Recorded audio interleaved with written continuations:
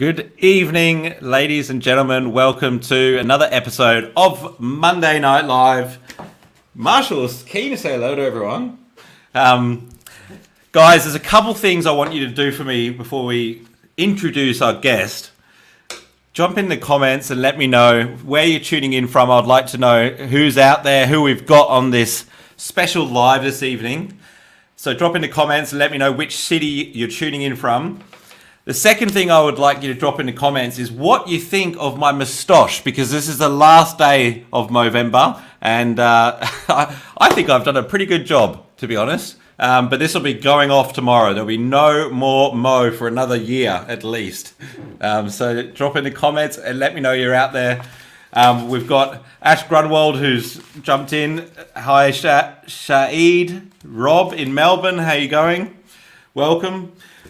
All right, while you're jumping in and telling me how lovely my slug below my nose looks, I'll introduce our guest tonight, who's somebody that has come across my attention from some of my friends of mine who tuned into her podcast and recommended it to me, and I checked out a couple of episodes and was immediately impressed.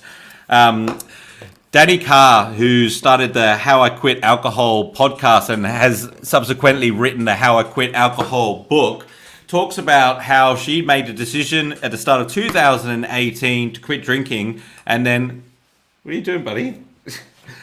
and then interviews people who have been on a similar journey. And I think it's something that a lot of Australians can relate to. Look, binge drinking is something that a lot of Australians come in contact with, particularly, like I know that growing up in my teenage years and in my 20s, it was something that was rife, something that Marshall has not come accustomed to, so he's tuning out a little bit.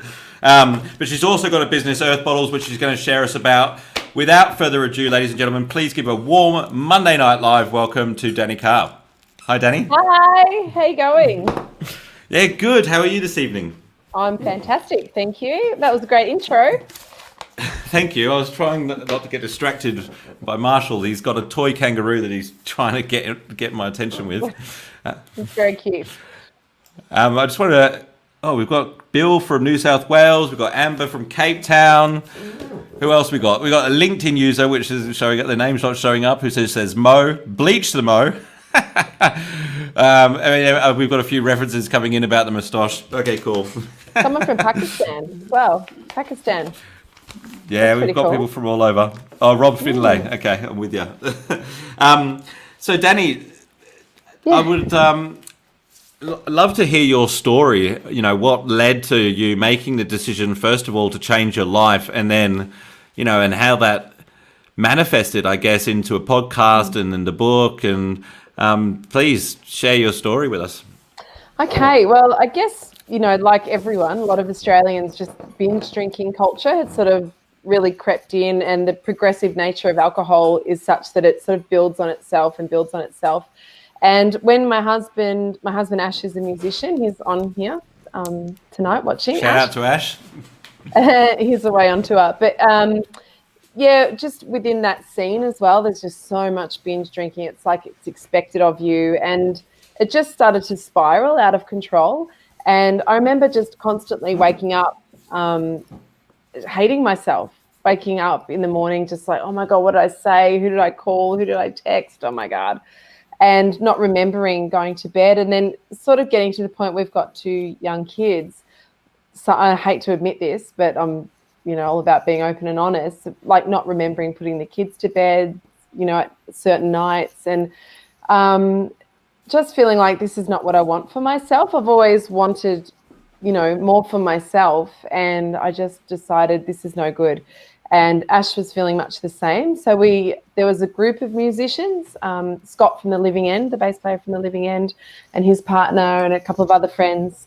We all got together and said, right, we're done. And so we decided to take 12 months off. And wow. Yeah, so it was our commitment on New Year's Day. And once we got to there was a lot of work that went on, a lot of journaling, which is why I brought out the journal. A lot of transformational stuff, spiritual stuff. And then we got to the end of the 12 months and I said to Ash, I don't think I want to do this. And it's so funny because the whole time we'd been planning on what we were going to drink, for New Year's Eve. But when it came down to it, I just thought I can't go back to that. I didn't want to go back to that life because I know as well, just from seeing other friends, that you have a break and you go back and it just goes back to, often it usually goes back to the same. And I didn't trust myself enough. And I just ended up in such a great place also with my business, with Earth Bottles. Just things had got so much better. I was running the company better. So, yeah, we just didn't turn back. And now it's sort of progressed into this. This is a really long answer, sorry. Progressed into then doing a podcast because I wanted to share this story with other people. Yeah. And a lot of people have a similar journey or a very different journey, but they've struggled with it. And I want to make it a thing where people can just tell their story and not feel shame, because there's so much shame surrounded with alcohol. And that's why I did it. Yeah. Yeah. There you go. That's a long answer. That's a great answer. And, it seems to me like 12 months is a massive commitment to take on straight off the bat. Is it something that you've been talking about for a long time, or did you literally decide New Year's that it was going to happen? No, my best friend called me. It was actually her idea. And she called me, it was probably around October, and around about the same time I'd had this massive binge and I'd spewed all over my feet in front of my kids, and it was an absolute disaster of a night. And so it wasn't long after that where I was just like, but I couldn't. It's like I tried so many times before, but I couldn't get past the 2 weeks, or, it would just creep back in again. Or, you know what it's like? I'm not sure about you, but you start a night with the intention of just having a couple of drinks and then it spirals out into something huge. So, no, it was only a few months. But, yeah, we have. So, well, most of us. So, no, it was probably only a couple of months of knowing that we were going to do the 12 months. But I must say early on, like when we, say a few days after New Year's Eve, I was like, oh, fuck, what have we done? And I have to I'm a follow through person. So I'm like, I've made this commitment. I have got to follow through. So, yeah, here we are. So you literally started with 12 months in mind. It wasn't like a month turned to 12 months. No, definitely the 12 months.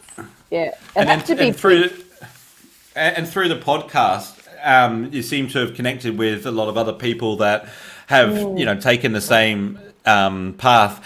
How did you connect with a lot of the guests that you've had on? Well, initially I started with a couple of my close girlfriends, and also the people that started, so Scott and his girlfriend Claire, Ash, my husband. So I interviewed those three, and I was only actually going to do a couple, and then the response was huge, really quickly. And I was getting all these messages from people, and I was like, oh, okay. And so then I just sort of put it out there, and I know a lot of people with drug and alcohol counsel live next door. So just sort of putting it out there. And then people just tend to contact me now and want to, share their story. And Brilliant. If it works, it works. But I know a lot of trash bags. Ash and I, because we're in the music industry, we know a lot of trash bags. So it's not too hard to find subjects to get on there and talk to.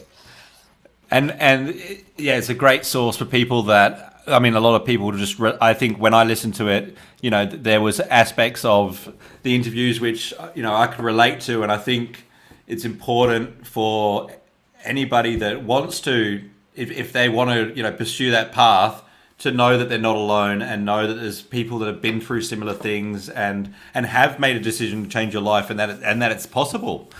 I think, knowing that it's possible, because it is sometimes when you think of big decisions like that, they almost feel like there's something for somebody else and not for you, when it's, so far from the realm of what you're doing and what the people around you are doing. Which was something I've got written down here, which I wanted to ask you about is when you do go through something like that, how do you manage the people that you've surrounded yourself with, because they have such a big influence on how we behave, and from your own experience, but also from the people that you've interviewed, do you need to change your peer group completely, or how do you manage that? To a degree, I change. No, some of my friends, some of them have just run for the hills and we don't sort of see them much anymore. But basically, I would change the way I hang out with people. So rather than catching up at night time, I'll organise a morning walk or maybe a brunch or something like that. So I've just changed it up a little bit. My old friends that I've known for a long time, they're fine. You know, we just sort of hang out as usual. It took a little while, and I talk about that a lot in the podcast. It just takes a while of getting used to this new way of hanging out with people and socializing. It takes a while to get your confidence up. That's why part of that transformation that I spoke about was doing a lot of internal work to become more confident in yourself and dealing in social situations.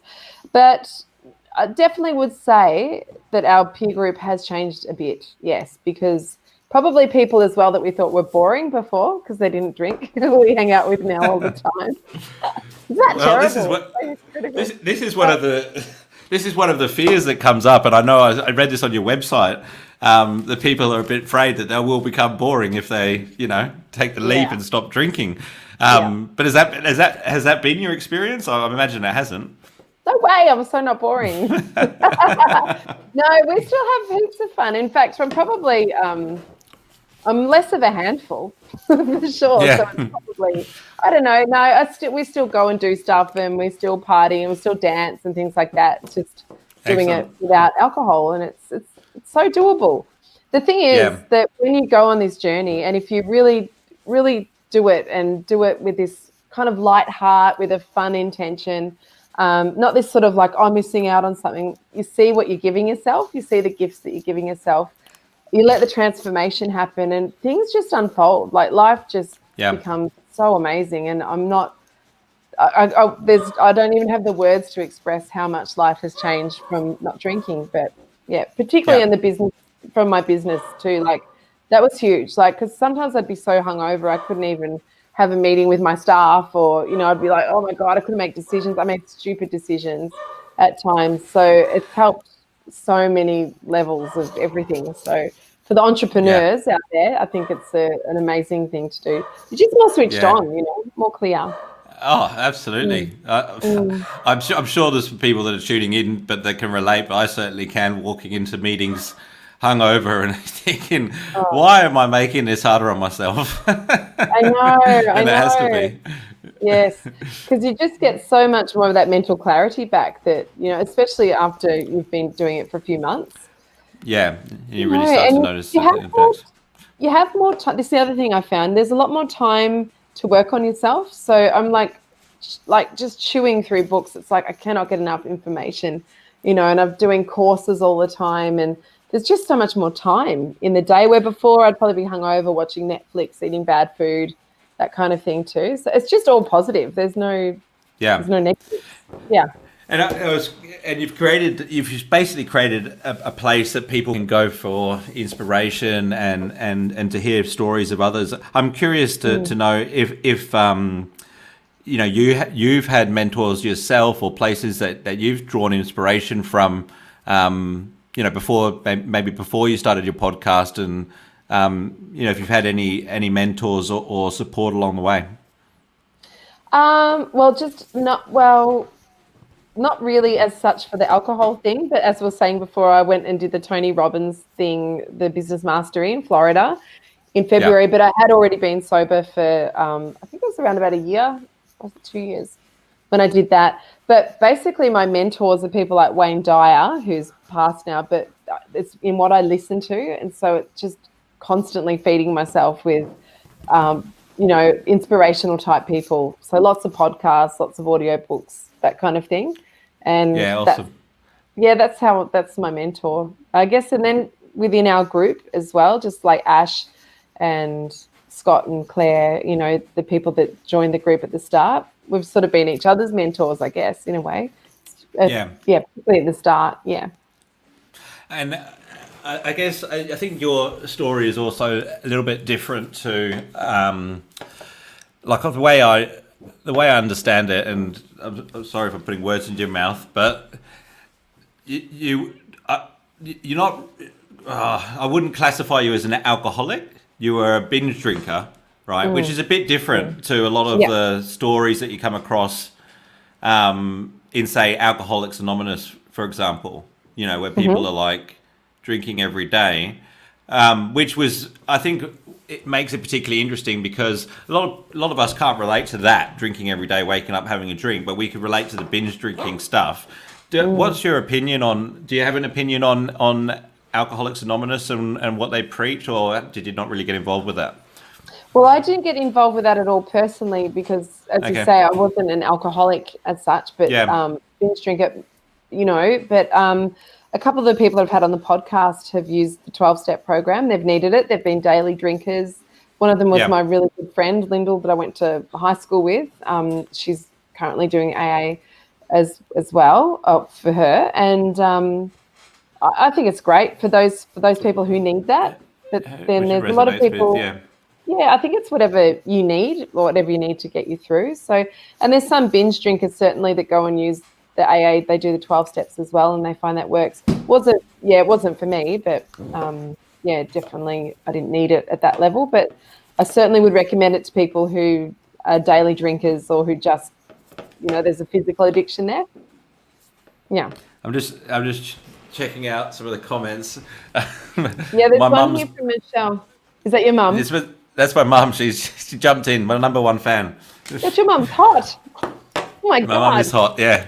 I thought it was your wife. No. Just an interesting anecdote before we get into the question. I had my birthday a couple of weeks, and Mum gave me a card saying on the front it said, "There's only one thing to say to a son as intelligent and as good looking as you." And then I opened the card and it said, "You're welcome."